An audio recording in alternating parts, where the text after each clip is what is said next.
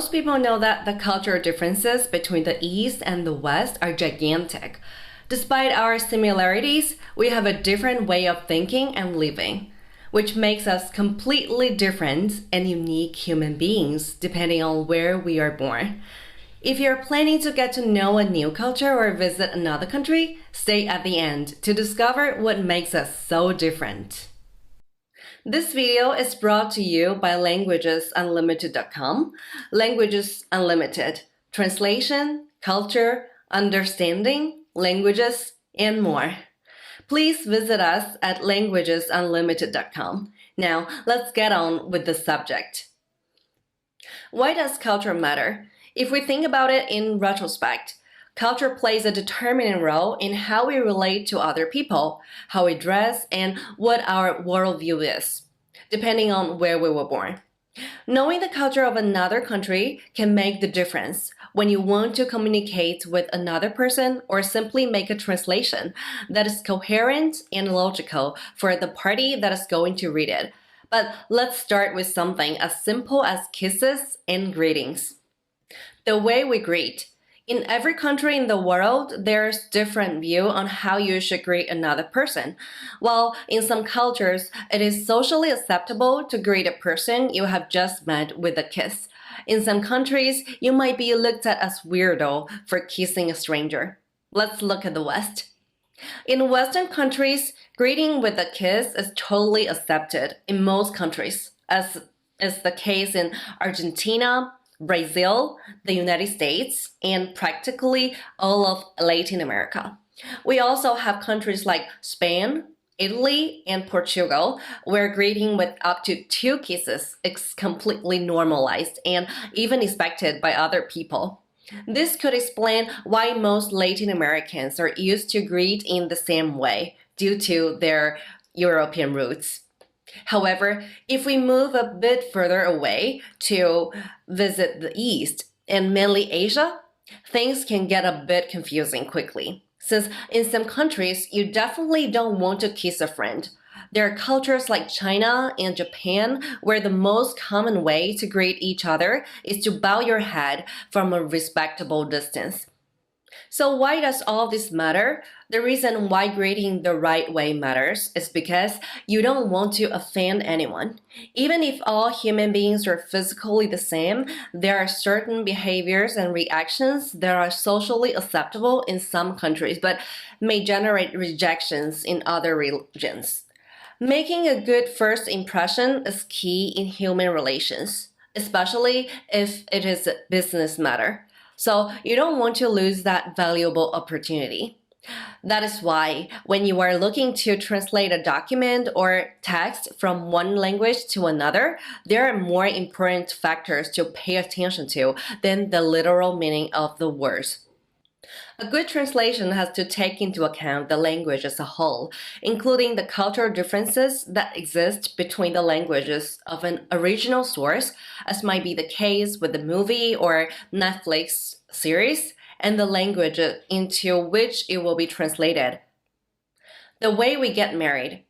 If you thought that greetings are the only thing that differentiates us, then you can't miss what I'm about to tell you, because we haven't even touched the tip of the iceberg. There's another key factor that makes the East and West so unique, and that is the way we view marriage. Marriage represents a completely important part of our lives. After all, you don't want to spend the next 50 years of your life married to a person you've never seen, do you? Well, it may sound like a crazy idea to you. Arranged marriages are far more common in Eastern culture than you might think, especially in Middle Eastern countries, demonstrating how something as simple as being born in a specific country can dictate your love future. Regardless of the opinion we have about this fact, we can never judge the way of thinking of any neighboring country unless it endangers the life of another human being. Since if we lived in the same region, we would probably defend the same ideals.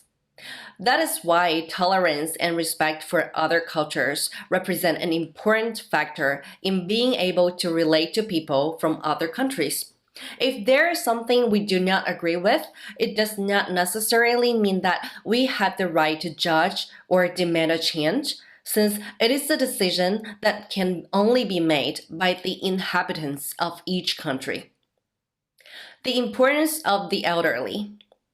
Another of the most notorious differences that we can find between the East and the West is the way in which we treat the elderly. Since the elderly often do not receive the attention and respect they deserve in most Western countries and are often forgotten by their own children.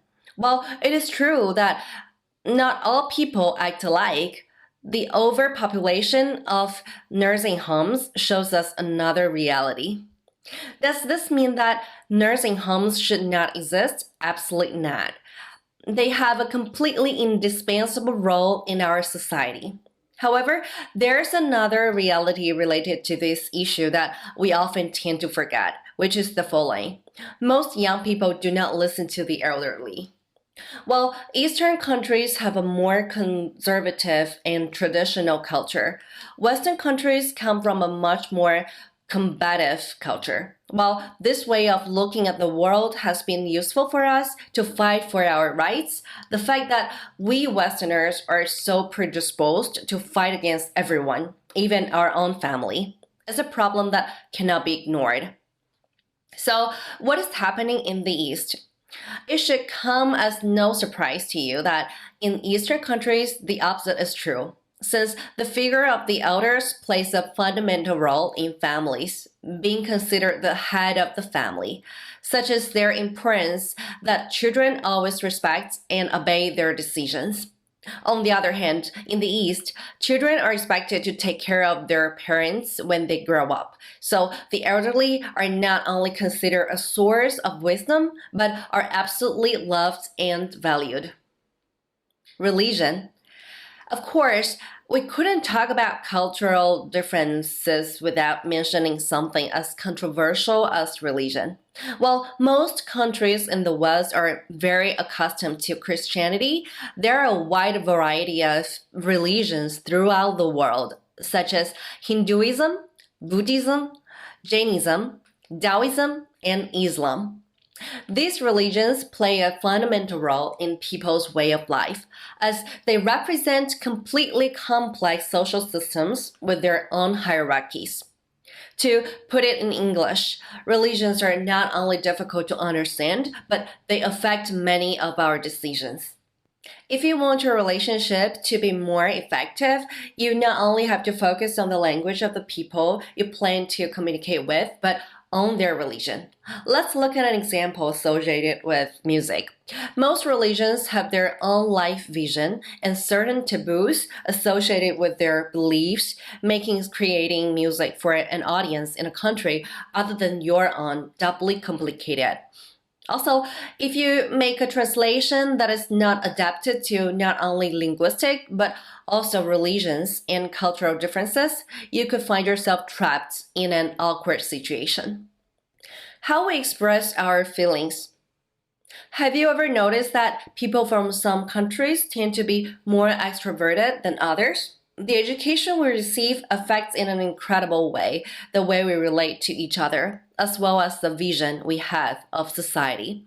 There are many cultures that are much more individualistic, where social relationships tend to be a little scarcer due to shyness or simply because people need more time to establish a trusting relationship. While in Eastern culture, it is not so common to visit a stranger's home, in Western culture, it is a completely normalized practice. What's more, it would be rare not to find an Argentinian or Mexican willing to visit a relative or invite friends to their home. Does this mean that all Asians are shyer than Westerners? Absolutely not. During my travels, I have had the chance to meet people from Asia with outstanding personalities that would outshine most people in the United States. And even if culture plays an important role in our way of being, we cannot forget that we are individuals with totally different personalities. Without going any further, there are many European countries that have a much more individualistic culture, such as Germany, where almost 40% of the population lives in a single-person household. If we compare this with the 24.8% in Japan, we can discover that there are cases of individualistic societies in both cultures. Even though Eastern cultures tend to have a slightly more individualistic worldview than the rest of the countries, which does not necessarily mean that this is a bad thing. Neglecting this fact when talking to a person from another country could be fatal whenever you try to communicate with someone from another culture. There are things that translation software will never be able to tell you. If you find that it's a bit more complicated to relate to some people from other countries, it's nothing to be discouraged about. Gastronomy and clothing. And this is what you've been waiting for. Human beings not only think differently, but we also eat and dress differently depending on where we grew up. From delicious dishes full of seafood to hearty roasted vegetables or different varieties of breads, gastronomy plays a fundamental role in the culture of our countries. One important difference that you have probably already noticed is that most countries that are landlocked have a greater variety of dishes that use fish. Fish is a widely consumed food in the world, especially in regions that have abundant amounts of it, as is the case of Japan being one of the easiest food to find in their traditional dishes. There is another thing of vital importance, which is the clothing, being one of the things that most differentiates us to the Eastern and Western countries. Knowing how other countries dress can help you avoid a few embarrassing situations on your travels. An example of this is the morning clothes. While in the West, morning clothes are usually black, in the East, people dress in white. If we add to this some curious facts, such as that in the West, people write from left to right, and in the East, they write from right to left. Or that in the West, people pray outwards, looking for God in the heavens, while in the East, they pray inwards to awaken God in us. We can conclude that despite our many similarities, we are also different in many other aspects. If you like this video, don't forget to subscribe to the channel and smash that like button. We upload amazing content every week. What would you like the next video to be about? We'd love to hear from you in the comments. See you soon.